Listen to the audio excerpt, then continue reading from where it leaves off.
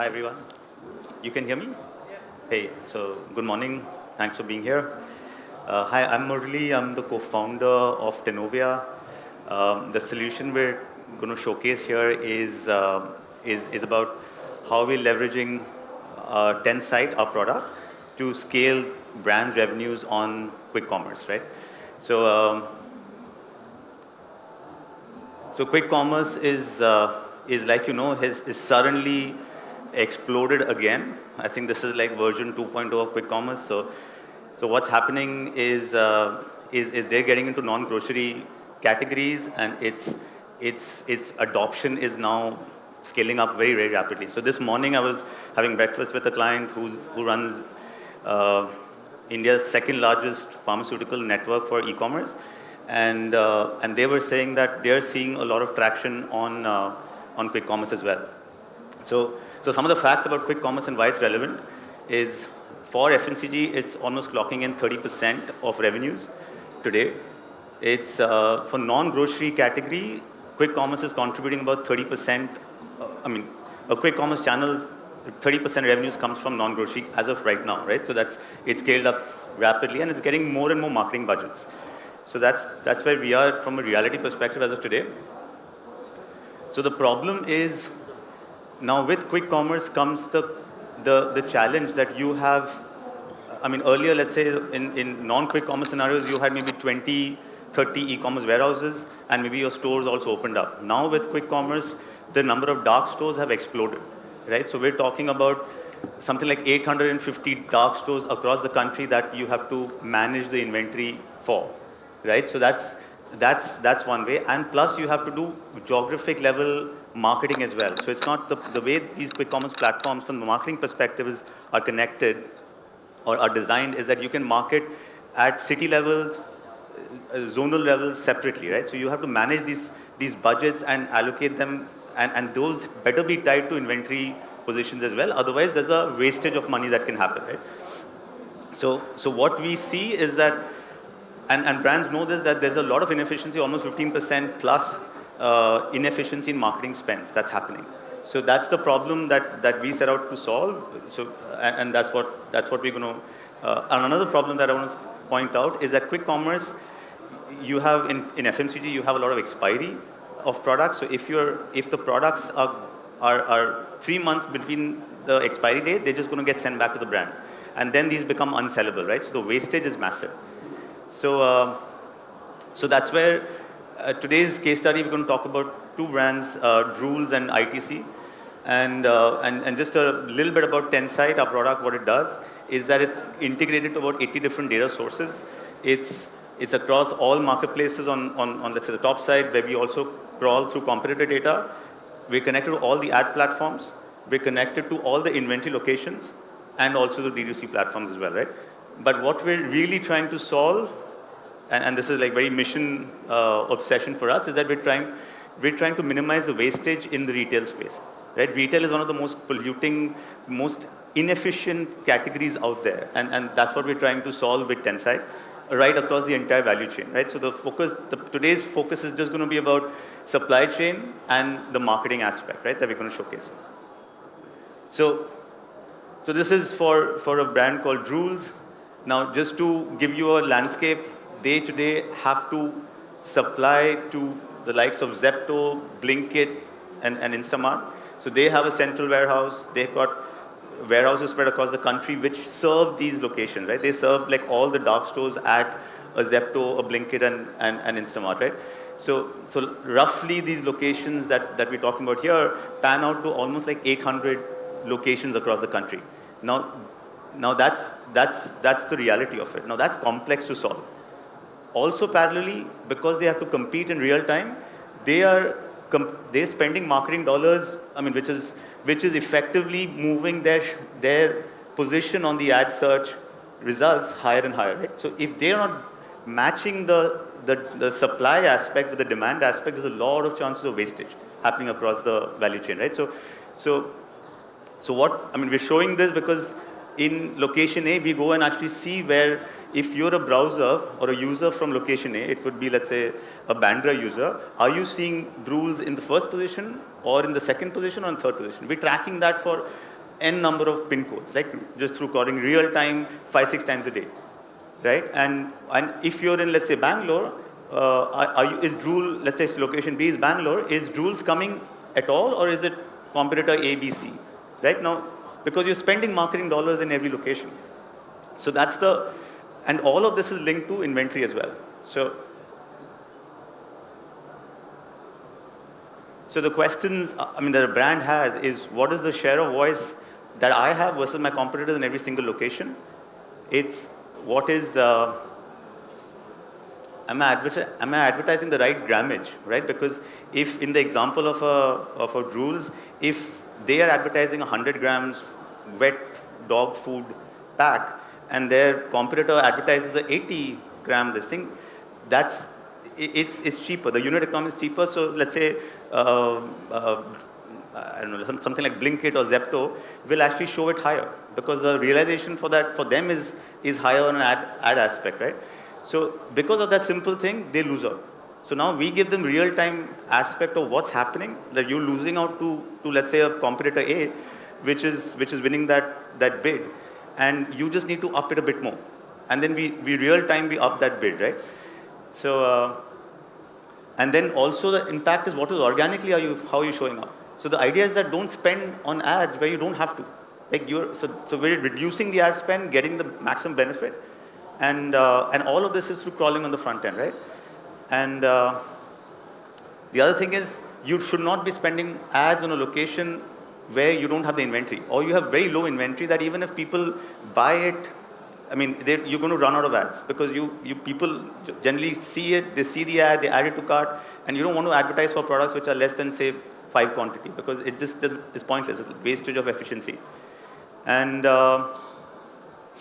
yeah, so solution. Yeah, so pain points is if I just quantify this into numbers and revenues and losses of what erodes the profits for brands, is that if you don't, the efficiency levels is like a 15 to 20% drop in marketing efficiency if you are advertising for products which are not there or not well stocked. You are, one second, let's see, okay. You have to let's say this is currently done for most FMCG brands manually. So marketing teams are spending 30% of their time just logging into these, changing the pin codes, checking if they're showing up or not, and then deciding to run marketing budgets, right? And you want your best marketing people spending time on what they do best, which is optimize platforms and ads, right? So, and there's a 35% loss of sale that happens today because you're creating demand which you can't supply, right? So a huge problem, 35%. It's what we've seen across brand after brand in quick commerce, right? And so these are the pain points coming from a pure number perspective. So solution that we have is effectively we get all the inventory positions from the OMS, WMS that a brand has. Like in the case of FMCG, we consume the catalog, we have real-time aspect of every product edition, and we are integrated real-time with the quick commerce ad platforms as well, right? So when every single ad that happens, we get that data comes into Tenside.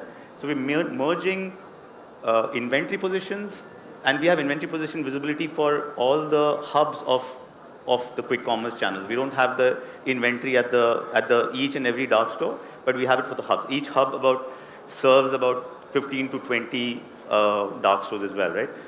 And all of this data comes into Tenside, and from that we do this real-time aspect which computes exposure of products.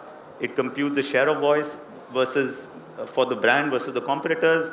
It sees which are the competitors who are winning the bids, because we know what what we as for our clients are bidding for them, and then this translates to actionable insights for the team, which then they can actually up their bid or reduce the bid, right? The other thing that I want to point out is that because we can consume all the order data and the PO data, we consume the POs from all the quick commerce channels, so that we have a very, very good aggregated view of inventory and demand and sales, right? So some of So this is a screenshot for Drools. Just if you look at the left, those are the keywords that they're bidding ads on. I mean, cat dry food, cat food, and cat treats, and so on. Those are the kind of ads they're running, generic or I mean, those are just details of it, but it depends on what kind of ad types are being shown. The product names, the quantity, and the placement. So if you see this particular column here, the placement is coming in, right? Now this has been seen for across all the SKUs that a brand has. Now some brands like ITC has like 15, 20 brands, right? And then this is then seen for all their sub-brands itself, right? By the brand managers that manage them. And if you look at the last two columns, it's the time of the crawl. We're checking this 5-6 times a day, and we're checking it for various pin codes, right? So it's just, and the recommendations are increase bid for a certain campaign by so much, right? This in this location. Those are all computed real time for the person who's executing the ads. In the case of ITC, they want to prepare. They want to anticipate the POs that's going to come to them, and they actually reverse engineer it from the supply chain so that based on the anticipated POs, you're actually keeping the inventory available at your own warehouses, which can supply all the POs. I mean, so you're anticipating demand, forecasting it, and pulling the triggers on that, all leading to a higher fill rate, right? Some of the uplifts, I mean, this is the results that we've seen, 24% uplift in sales just because of the right efficiency in stock you're keeping in just a short period of time of 4 months, right? It's significant. Almost like 99% visibility of all the products, because sometimes you see a product that has inventory but is not listed on the front end. That instantly throws up an alert to the account manager, which manages that channel from the brand side, and then and that's a phone call away, and then gets fixed, right? 48% increase in impressions, right? Just because the right people get to see the right products. 111% increase in clicks to products from the ads to the product pages. So that's the result of the right people seeing the right ads, and a 16% reduction in the loss of sale. So yes, the opportunity is 35%. That's the efficiency thing, but you can't fix it all. So I think in a very short period of time, we've reduced that in about 4 months to almost half that number, right? And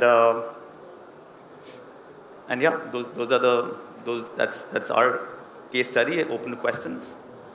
Thank you so much, and it was very insightful.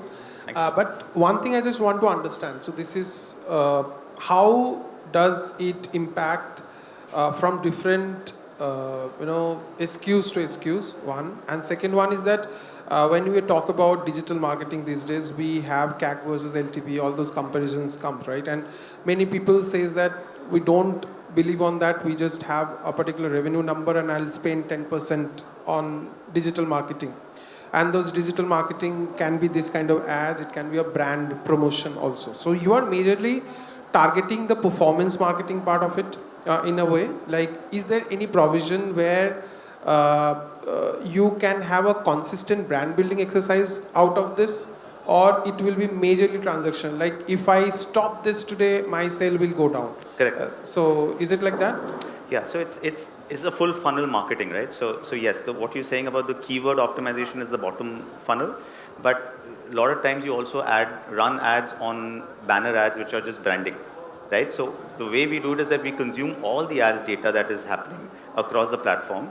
Now for banner ads, let's say, which leads to an entire brand itself, let's say Drools on Blinkit is a banner on the first position on the homepage. That costs a certain amount.